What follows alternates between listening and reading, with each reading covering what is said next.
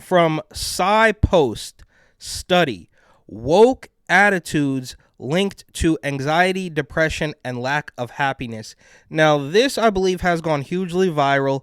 The New York Post wrote about it, but I think this is actually the source of their article, and it says, a new psychological assessment has been developed to measure the endorsement of attitudes related to critical social justice.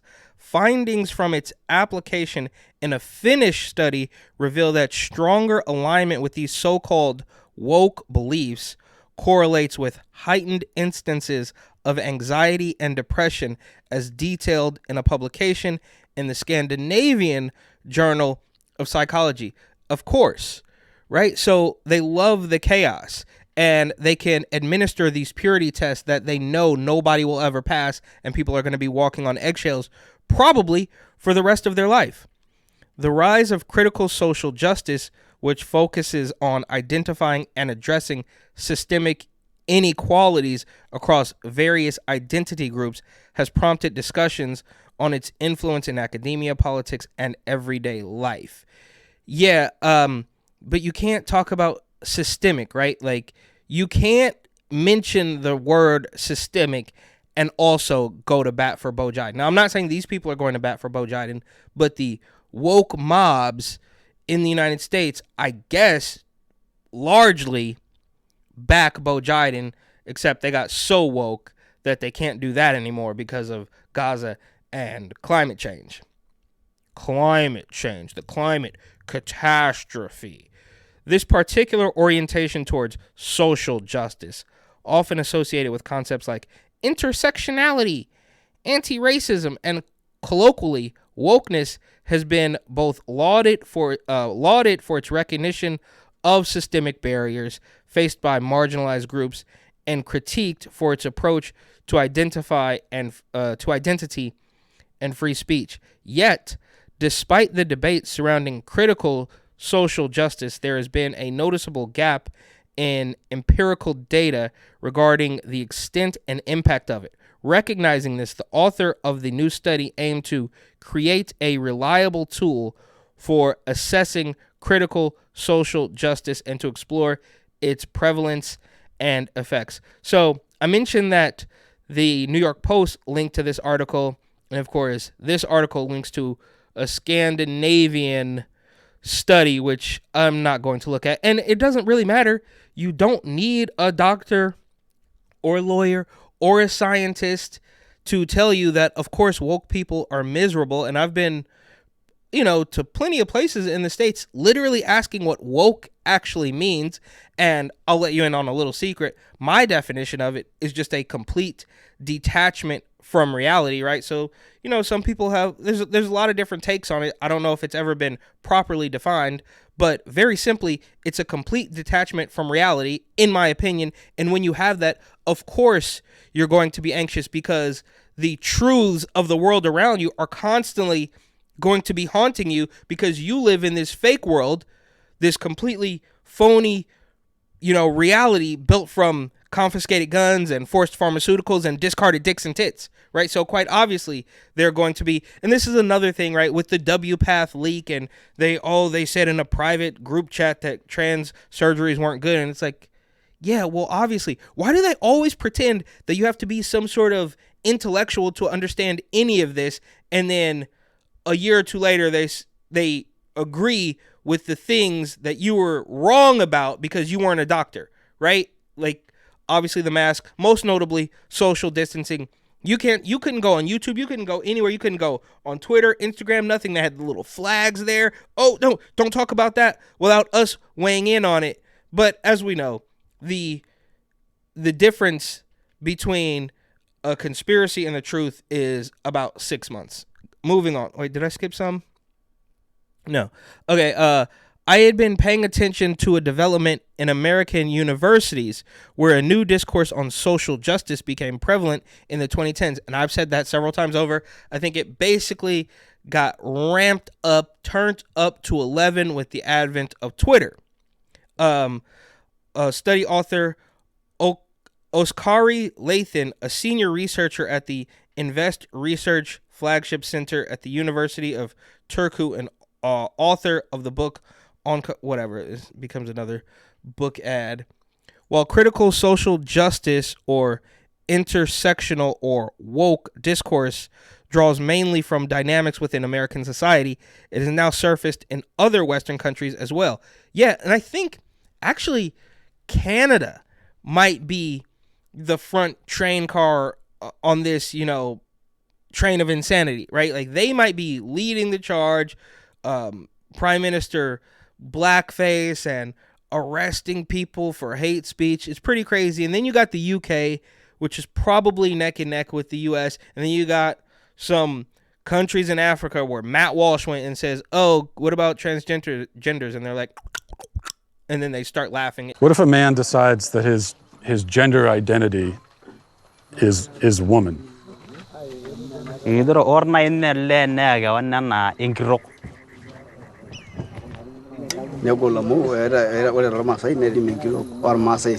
woman has its own duty, and a man has its own duty, and a lady cannot do the duty of a man, and a man cannot do a duty of a woman. Can a man become a woman? No. No? No. What about a transgender? Transgender?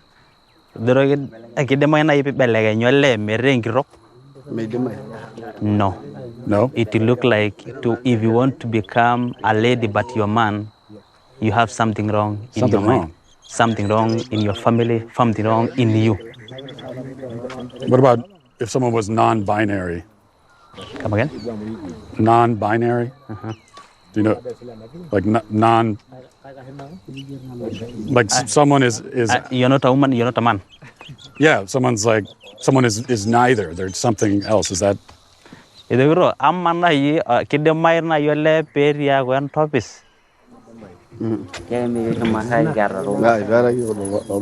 He's saying we have never seen things like those. For a man, he has a penis. For a woman, he has a vagina. So we know this is a lady, this is a man. What if it's a woman with a penis? Both? Is that?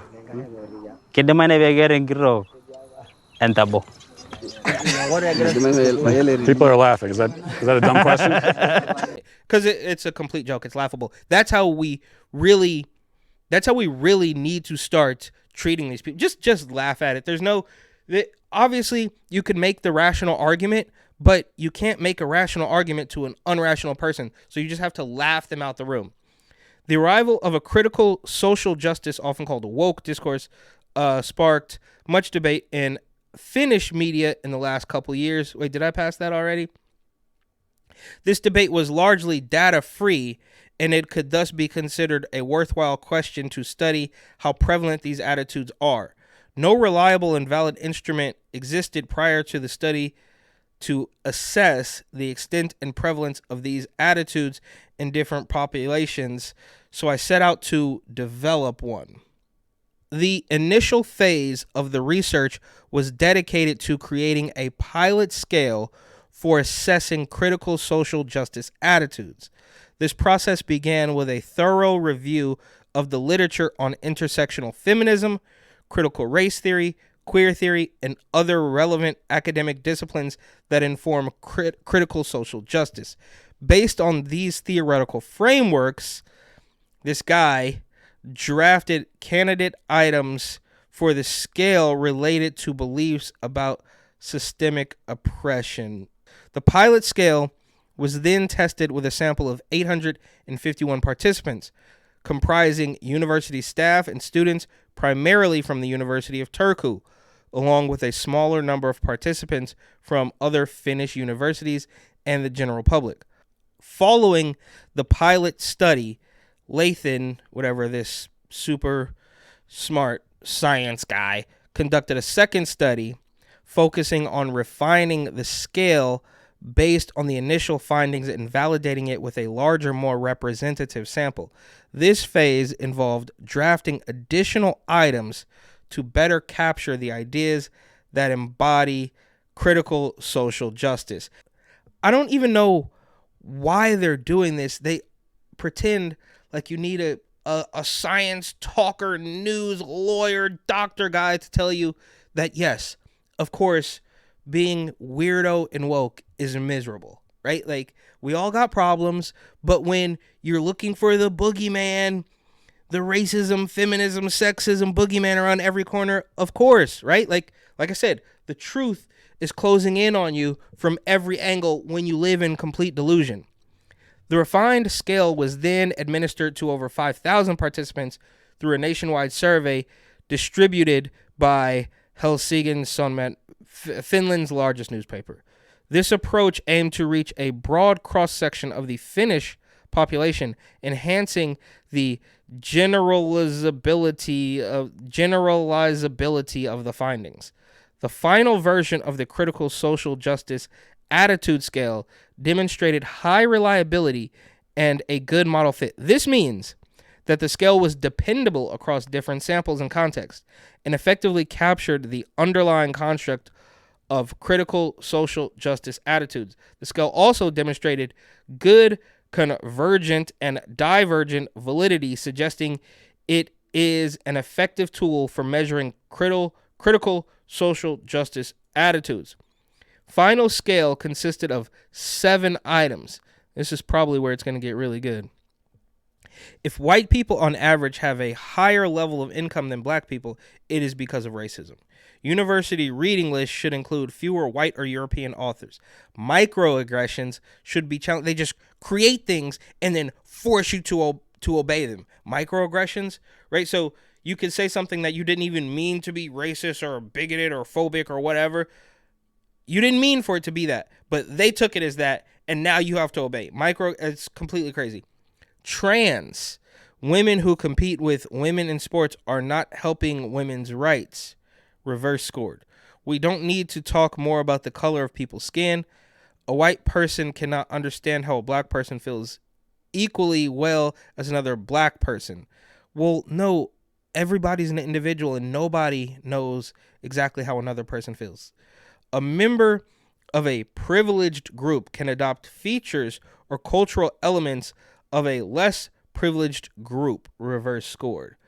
One of the central revelations of the study was that critical social justice attitudes are not as widespread in Finland as might be inferred from public media discussions. And I could argue that's true everywhere, right? The media and the weirdos on Twitter make you feel like everybody is this delusional, but it's not. It's really not that widespread.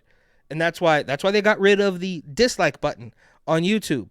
That's why they're going with censorship. That's why you can't say, they're forcing it on people knowing that most are not on board with it. Overall, the findings suggested a cautious reception towards critical social justice among the general population. This observation was particularly pronounced among male participants who showed considerably lower agreement with the statements compared to their female counterparts. Yes, right? They want to pretend that men and women are completely the same. But obviously, look, I'm not trying to be rude, but women are just more impressionable. It is what it is, right? Like, that's why men hunt and women are hunted, right? Because they want to be convinced. So if you pitch something to a guy, he's going to be like, no, what are you talking about? But if you pitch something to a woman, she'll be like, well, maybe. I don't want to be mean. The gender divide was probably most surprising to me. This super smart science guy told the Sci Post, 3 out of 5 women view woke ideas positively, but only 1 out of 7 men. This was the case in Finland, at least. The study also uncovered variations in critical social justice attitudes across different demographic and social groups. Higher levels of agreement with critical social justice were notably present among individuals who identified with the left-wing political parties. Yes, obviously. And female university students in fields such as social sciences, education, and humanities. On the other hand, individuals associated with STEM fields and right-wing political affiliations tended to show lower agreement with critical social justice principles. An intriguing aspect of the study was its explanation of the relationship between critical social justice and mental well-being. Lathan, found a correlation between higher agreement with critical social justice attitudes, and increased reports of anxiety and depression. Agreement with the statement, if white people have on average a higher income than black people, it is because of racism. Exhibited the largest positive correlation with anxiety and depression, and the largest negative correlation with happiness. Yes, correct. Right? I mean, these are things that we all knew, but I guess it's nice to get confirmation from a scientist. However, these associations were more strongly correlated with participants' political orientation than with critical social justice attitudes per se. Specifically, being on the political left was more predictive of lower mental well-being than high critical social justice scores alone. Okay, being on the political left was more predictive of lower mental well-being. Yeah. Yes, we can literally see. Now, I touch grass. I go out and talk to people. But, I mean, it becomes crystal clear, even in New York, even in San Francisco, Berkeley, California. This weirdo ideology is not at UC Berkeley. It is not as prevalent as the media wants you to believe. Very similarly to how the media wants you to believe that the rational person is in the minority and that most people are moronic, brainwashed sheep, but they're not. And we can all see through this.